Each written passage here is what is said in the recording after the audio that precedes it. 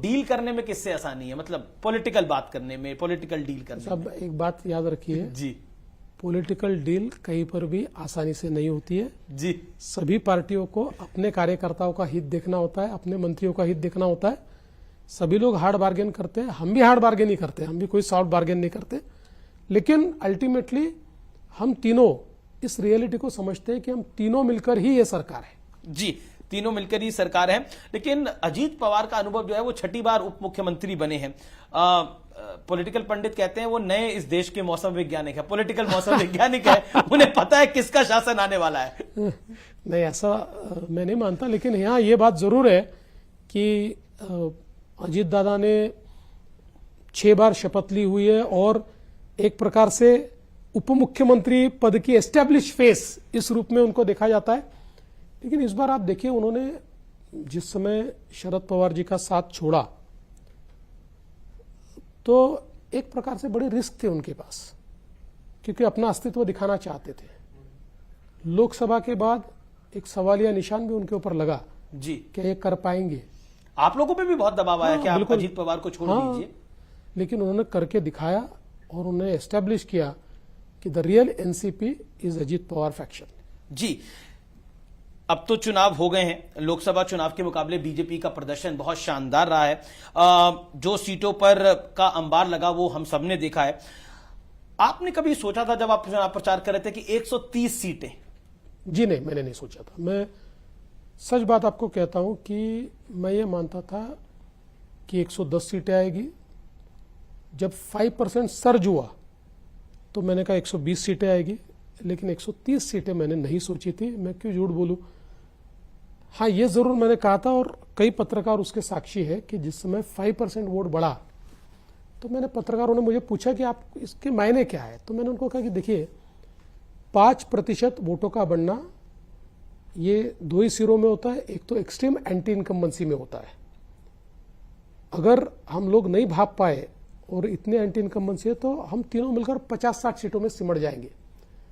लेकिन ग्राउंड पे हमको ऐसा ध्यान में नहीं आया। ग्राउंड पे हमको पॉजिटिविटी दिखी, तो हम जो सोचते हैं उस पॉजिटिव डायरेक्शन में अगर ये है तो लैंडस्लाइड विक्ट्री होगी, हम 200 से आगे जाएंगे, ऐसा मैंने कहा था। लेकिन विपक्ष की 50 सीटें आई हैं, इतना नंबर उनका कम आया है कि वो नेता प्रतिपक्ष नहीं दे सकते।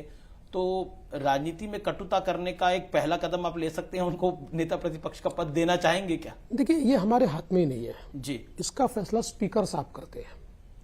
स्पीकर भी तो बीजेपी का होगा? ऐसा नहीं होता है, स्पीकर होता है। स्पीकर पुराने निर्णय और सारे आधार पर वो निर्णय करते हैं। लेकिन अगर स्पीकर साहब ये चाहेंगे कि किसी को विपक्ष का नेता बनाना है तो हम मना नहीं करेंगे।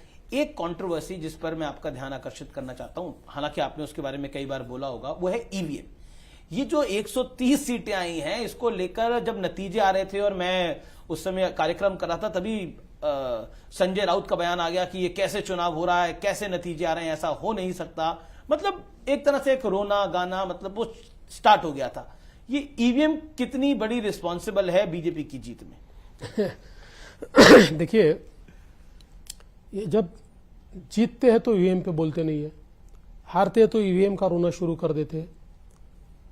इस देश के सुप्रीम कोर्ट ने एक बहुत ही डिटेल्ड जजमेंट ईवीएम पर दिया हुआ है, सारे पहलुओं का उसके ऊपर विचार किया। इसीलिए वापस अभी जब केस इन्होंने की तो कोर्ट ने कहा कि आप हारने के बाद रोना छोड़ दो।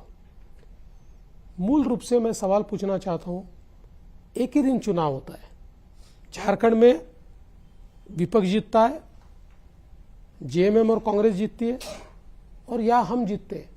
वहां पर उनकी जीत पर कोई सवालिया निशान नहीं है। वहां ईवीएम एकदम अच्छा है, कोई प्रॉब्लम नहीं है, और यहाँ ईवीएम खराब है। यहाँ एक लॉजिक लेके आया कि बैटरी 99% नहीं, उसके ऊपर 99 क्या 100 हो कि 90 हो कि 60 हो, कोई उससे फर्क नहीं पड़ता। ये भी कोर्ट में प्रूव हो चुका है।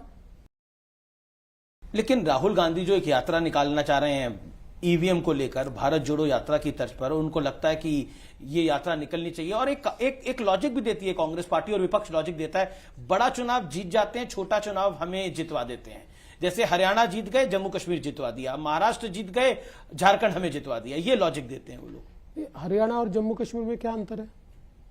दोनों छोटे स्टेट है।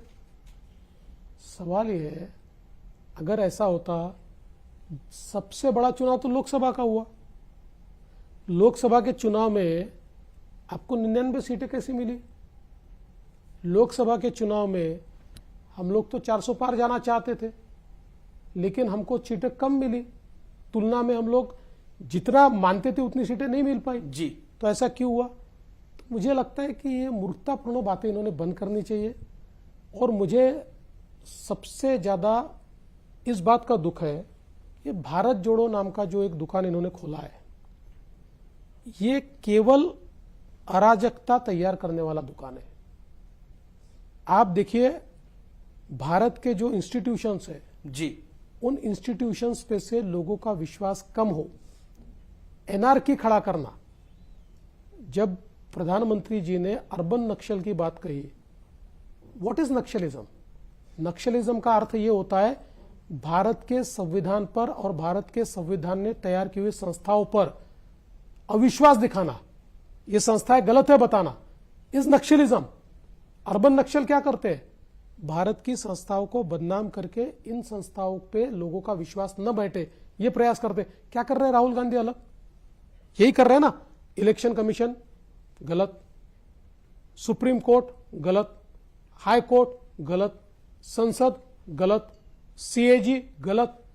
डॉक्टर बाबा साहेब अंबेडकर जी ने जो संविधान तैयार किया, उस संविधान ने ट्रांसपेरेंटली जिन संस्थाओं को सरकार से अलग खड़ा किया, उन संस्थाओं को कलंकित करने का काम अगर राहुल गांधी करते हैं, हाथ में आप संविधान ले रहे हो और संविधान की सारी संस्थाओं को बदनाम करके इस देश में एनआरकी लाना चाहते हो।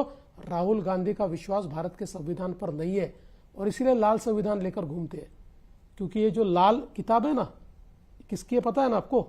नक्सलियों की किताब होती है। ये लाल संविधान नहीं है, उसके अंदर कोरे पन्ने। अगर उनके संविधान में सही पन्ने होते तो राहुल गांधी कभी भी इस देश की संस्थाओं को बदनाम नहीं करते। आप कह रहे हैं कि राहुल गांधी जो है वो खुद नफरत की दुकान लेकर एक घूम रहे हैं, लेकिन वो कहते हैं कि मैं तो नफरत को मिटाने के लिए मोहब्बत की दुकान खोल के बैठा हूं। वो कह रहे हैं मोदी ने, योगी ने, देवेंद्र फडणवीस ने, अमित शाह ने, इन सब ने नफरत फैला दी है इस पूरे देश के अंदर। हिंदू मुसलमान करते हैं, इसके अलावा कुछ नहीं करते ये लोग। देखिए, भारत पाकिस्तान करते हैं। देखिए, राहुल गांधी जी का प्रॉब्लम यह है कि जो स्क्रिप्ट उनको मिलती है उस स्क्रिप्ट पर वो बोलते हैं। मैं तो साफ शब्दों में कहता हूं कि राहुल गांधी जी सीधे डिबेट में आए, एक सीधे डिबेट करें। आपके साथ? मेरे साथ करे, किसी का शायद वो मुझे छोटा मानते होंगे, तो जिसको अपने स्तर का मानते हैं उसके साथ डिबेट करें ना। आप महाराष्ट्र के तीसरी बार मुख्यमंत्री? मैं तो मानता हूं, लेकिन वो शायद नहीं मानते होंगे, तो जिसके साथ करना चाहे एक सीधी डिबेट करें। ये स्क्रिप्ट पे बात करना छोड़ दे। ये सारी स्क्रिप्ट राहुल गांधी जी की एनार्किस्ट लोग तैयार कर रहे हैं। ये सारी स्क्रिप्ट जिनको भारत, ये षड्यंत्र है भारत की संस्थाओं पे से लोगों का विश्वास समाप्त करना, फिर भारत के लोकतंत्र पे खतरा खड़ा करना, भारत में अराजक। देखिए, बांग्लादेश में होने के बाद पहला काम इनका क्या बयान था? भारत में बांग्लादेश होगा, मतलब क्या होगा? लोकतंत्र समाप्त हो जाएगा।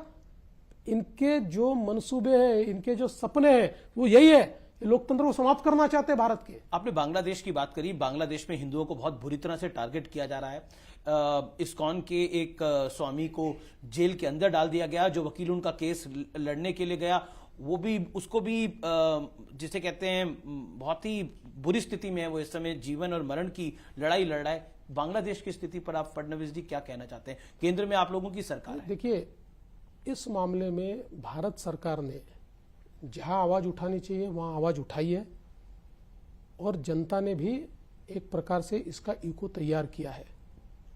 लेकिन मैं सवाल पूछना चाहता